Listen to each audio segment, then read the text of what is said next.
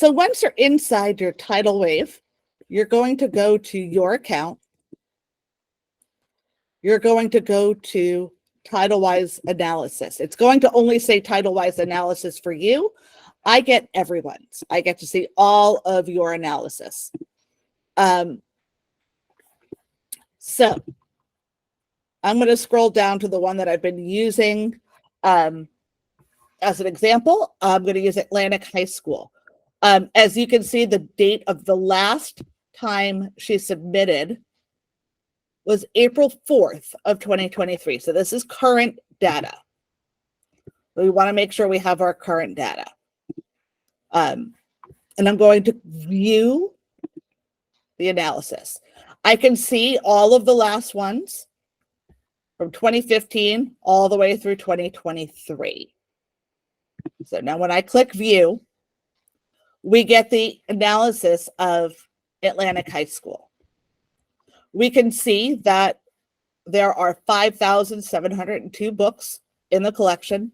The average age is 2013, and she has an average of 2.3 books per student. This is not a problem at a high school level, okay? At a high school level, most of the nonfiction is going to be digital. So having 2.3 books per student is not the issue that it would be at an elementary school. Your circulation is very, very different at a high school. It gives you the breakdown between print and digital. She has got a 10% digital collection, 90% print. It breaks down the fiction and the nonfiction. You can see 73% of the collection is fiction. The average age being 2014. Nonfiction, average age is 2011, 24%. And then we have this little other section. And if you click on it, it tells you what's other. And we're going to find that it's our biographies because they are a non-traditional Dewey number. Okay. So the biographies are categorized as other. It tells you the average age is 2011, and it's 2.3% of the collection.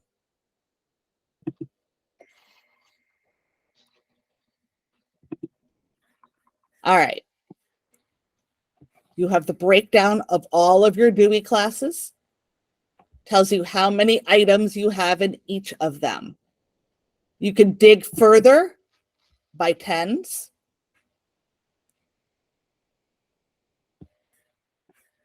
Right?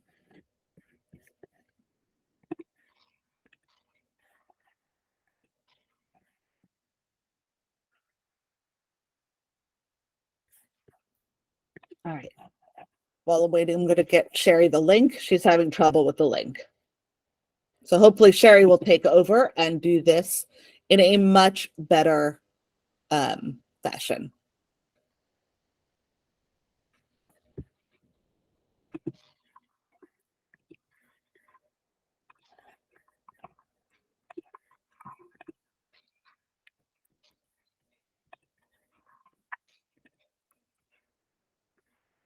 All right. It tells us our aged titles, and it tells us the titles that are 2018 or newer. If you want to find your age titles, you can dig deeper into there. You've got your general fiction. And I've been having a lot of questions about where we can find our diverse titles and what we know as SLL here in Palm Beach County, but everywhere else is SEL. So as you scroll further down, you can see the diversity. This is one of the things that I'm asking for in your new collection development plan. How many of your books represent diverse characters? So out of Rebecca's 5,000 titles, 5,702 titles, she has 2,855% of her books that are diverse. You just hold on one moment. Sherry is trying to reach me.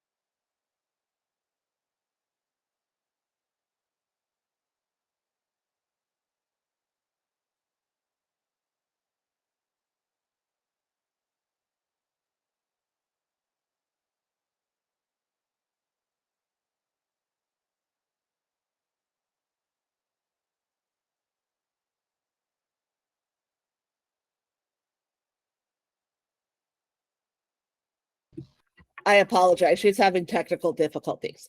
Okay, so here's her diversity. It's 50% of the collection, and the average age is 2014. You could explore the diverse topics by title, right? We've got books about abuse, African American, African regions, Asian American, Canadian regions, Caribbean regions, cultural studies, diverse families, right? Anything. These you can drill further down. But when I ask for the number of diverse titles in your collection, that's what that's going to be. What we call SLL is supporting the skills to be emotionally intelligent and establish relationships, making responsible decisions, right? That's here. Her average age is 2014, and it is 57% of her collection. So when we take a good look at Rebecca's collection, we can see that she's made a real effort to include these things in her collection. When she does her purchasing, right, she's looking for diversity. She's looking for these titles. We can get our guided reading levels. We're not really worried about that. You'll notice that her average reading level is a 4th grade. We don't worry about that. We are worried about the books that meet the needs of our students. We are not worried about the reading levels. We are worried about things like computer science and information and general works. If your average age is 2011, that tells you that's an area you need to look into. Now, Rebecca has 3 books in this. This is high school. But these books from 2011, 2008, right? These are older books. And information has changed. This is one of those areas we need to worry about in terms of recency. The next section you really need to worry about in terms of recency is your science and your technology sections. If you're in elementary school, we know that these are going to be much, much more robust sections, right? But you're looking for recency in your science. Everything changes.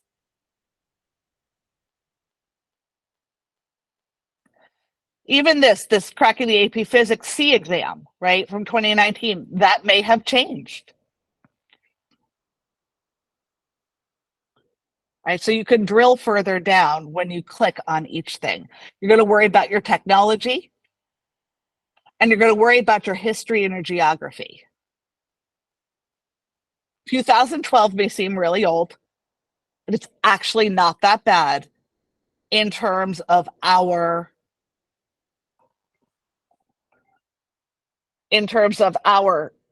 libraries, right? We know we don't have enough funding, but we want to try and keep these areas as new as possible. The nonfiction history and geography, this may tell you what you need to weed, right? But here, the biggest thing you wanted to look at is your aged titles. This is really going to help tell you what you want to weed. The average age of this section is 2002. The average age of this section is 21 years old. We really like to keep our collections within about 15 years. Best practices says 5 years. We know with our funding that is not possible, but we need to take a look at some of these things, right? Some things don't need to be weeded. Some things do. This is really going to help.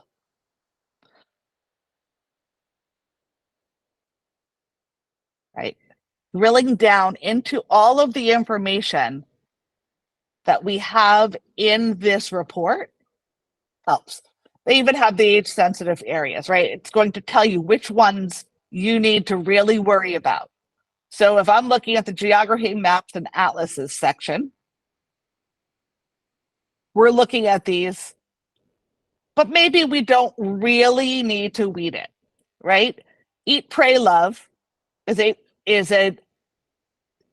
book that doesn't need to be weeded. It is older, right? But it doesn't need to be weeded. You're going to need to look carefully. We can drill down as far as we want. We can go as far as we need to. This is going to help us with our, like I said, our collection development plans and with our weeding. So what I'm going to do right now is open it up for questions and ask if anyone has any questions about reading your Titlewise analysis. And any questions that I might be able to answer for you.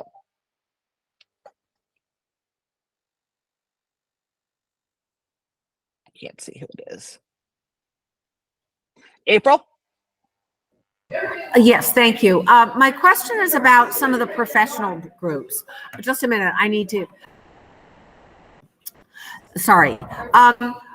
For the professional books, no, they're not being used. Shall I weed them? Do I be selective? Should I just keep some of the latest? I'm not quite sure. I need some direction. Thank you.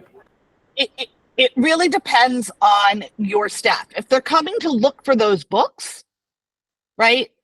The other thing you could do is weed them and keep them. And if somebody wants them, they can just sign them out. That way it doesn't affect the average age of your collection and you still have that title there. There's nothing that says you have to have them. Amy?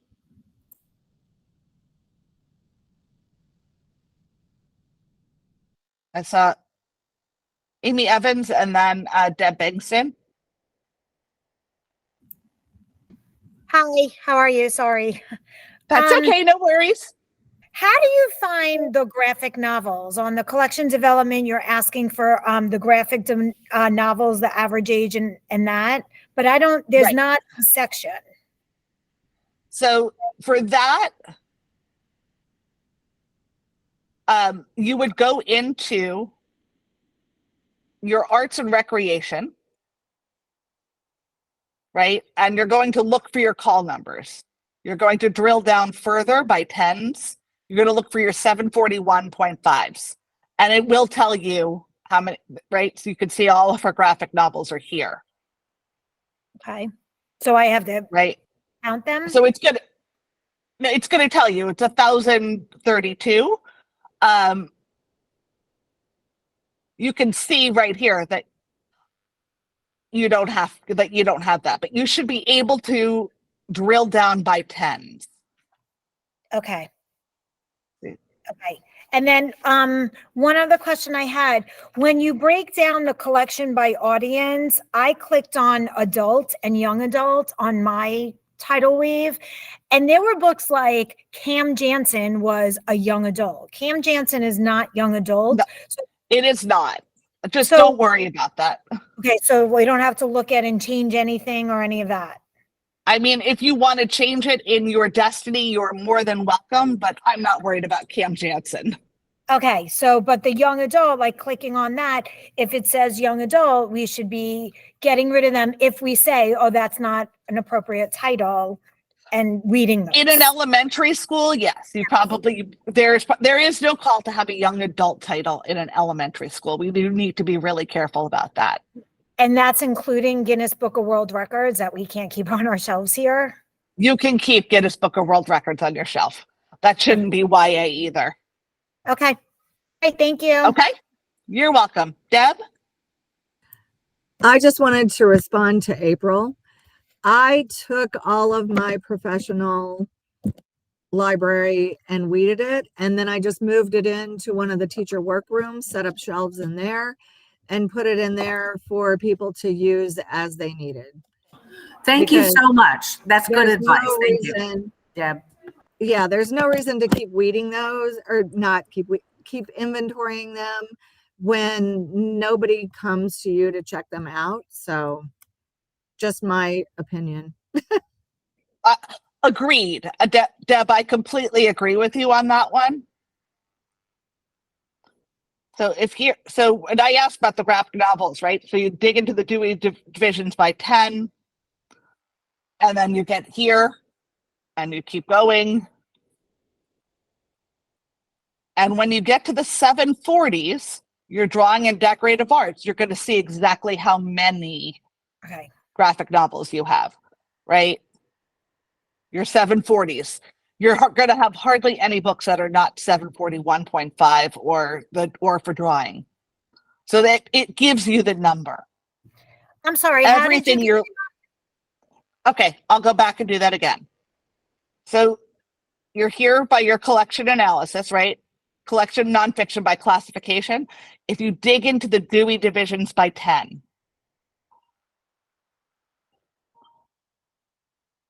and I scroll down, Thank you. and I look for my 700s. Okay. So this really gives you a great way to look at your collection.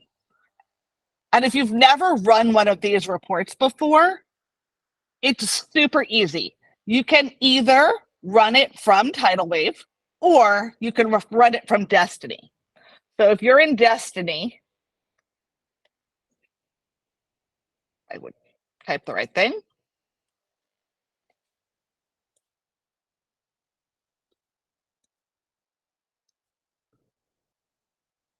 I'm going to go into Destiny and I'm going to go into, it doesn't matter. I'm going to go into Acreage Pines and I'm going to log in.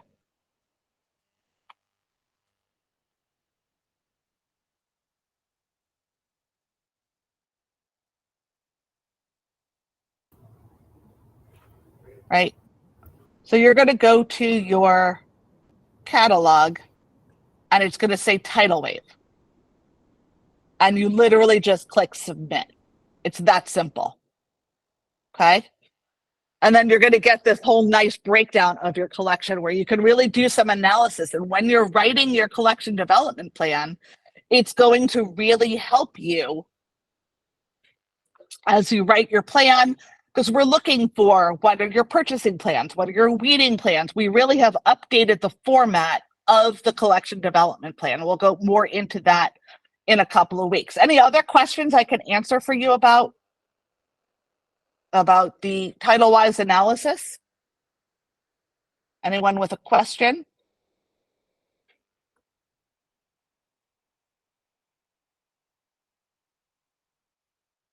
Right. And agreed, Rebecca, where the arts and rec is only going to show you the 741.5, but there are graphic novels in 92 and fiction. For this purpose, we're going to just use the 741.5. At this kind of year, this kind of time, we don't have the, we really don't have the time to start looking for the ones in the other sections. As you come across them, you could sublocate them as a graphic novel. But we're looking for the true graphic novel, the ones that are listed in 741.5, not necessarily your graphic biography or a graphic fiction. Most of them will come up in 741.5.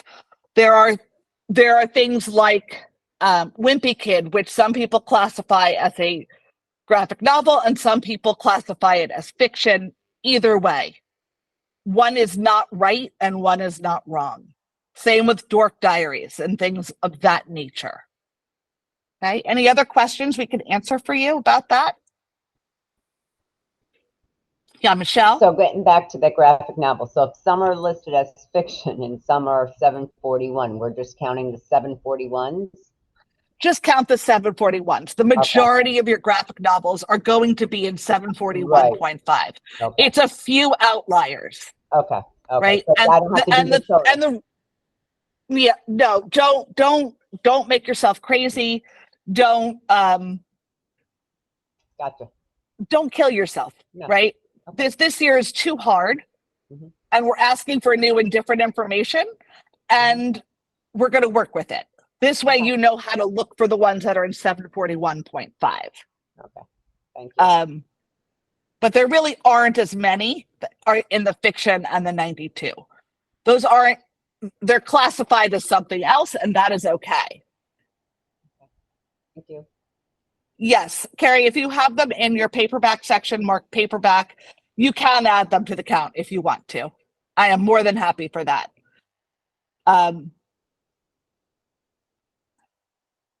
You go into Titlewave, My Account, Titlewise, and it should show you the last time you submitted your collection, Juanita. Amy? Okay, I'm sorry. So I have one more question. Just, using this report to guide, our priorities for weeding and for purchasing, I know you said within 15 years, but like when I look at my report and my fiction is 2010 and my easy is 2005. So like all of those, like the Francis books and the Clifford books and all that, I mean, if they're not getting checked out, is it okay to let them go? I always feel like I want to hold on to them. It is absolutely okay to let them go if they're not getting checked out. They are taking up valuable real estate on your shelf, right? Okay. And I tried the Francis books were my favorite when I was a little girl. My mom used to read me Fred and Jam for Francis, and I loved it. I tested it out on a class, and they were like, Mrs. Seymour, this is terrible. Okay. So I let them go. It's okay to let them go. If the kids aren't interested, either book talk them or let them go. We're less worried about the average age of your collection in fiction and your easy section, right? Because fiction is fiction. Yeah. And easy is easy. It's not updating. But those non-up-to-date titles, they may not appeal to our kids. And it is totally fine to let them go. So Juanita says that the last time she ran her Titlewise analysis was in 2014. Definitely hit run a new Titlewise analysis. You will probably want to wait till after you finish your inventory for this, right? You want your most up-to-date information. And Stephanie's going to talk to you about inventory and weeding things and getting your collection ready to analyze. And you could leave this section till last on your collection development policy. So the hard and fast date for inventory, there isn't one, but the hard and fast date for collection development plans is the 14th, or excuse me, I think it's the 10th of May. Any other questions about Titlewise analysis? I'm so sorry, Sherry had a problem getting in and I had to pinch hit. Any other questions about this? If not, I'm going to say have a great afternoon. Make sure you tune in next week for Stephanie's session on inventory. And please, please, please come register and come celebrate with us. I know that it has felt like a rough year, and we all could use a little uplifting. And Donna has promised to uplift us with her wit, her humor, and her Donna-ness. She's going to be a fabulous speaker. It's going to be a great event, and I hope to see all of you at our celebration of media specialists. All of our upper leadership is coming. Our school board members are coming. They see you and they hear you. They understand. They understand what you're going through. Deb? I just wanted to comment too. There's no limit to how many times you can run this. So if you want to even run it before you do inventory to get an idea of where you want to take a harder look as you inventory on what to weed, and then run it again afterwards before you do your collection development, you can do that because you can run this as many times as you want. 100%. This is a great report. Follett is not the only one you can run this report with. You can run the report with Mackin, and I believe you could run it with Rainbow as well. It's just simplest with Follett because they're connected, right? You don't have to download any files, but you can run this report in Mackin as well. If there aren't any other questions, have a great afternoon. I hope to see all of you on the 13th. Maria? Yes. Hi, how are you? Hi. I have a question. I haven't used this before, and it's asking me to upload my MARC records, but I was just looking at how do I do it so I don't have to do that, because it says that they're not connected. You do not have to. They are. Mine isn't. I So don't when know. you go to catalog and you hit Titlewave, you don't have a submit button. No. If you don't have a submit button, you need to reach out to Sherry Dodgson Smith. I will send you her email and she can connect it for you, Okay. because you should have a submit button directly to your Titlewave. From where? Where? Like from where? In your, exactly? here, let me switch to this, share this tab.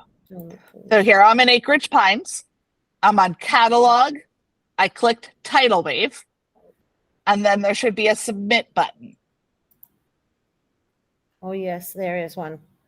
I was going So to the that's- wrong place to find it. I was going the long way around. Okay. So as long as you hit submit, it will go right to Titlewave, and you don't have to worry about the MARC records. Okay. All Okay? right. Thank you. Yes, thank you. You're welcome. Any other questions?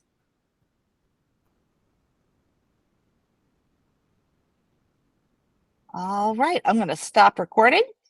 Thank you for bearing with me today as I fumbled my way through this. I hope you learned something about using your Titlewave analysis.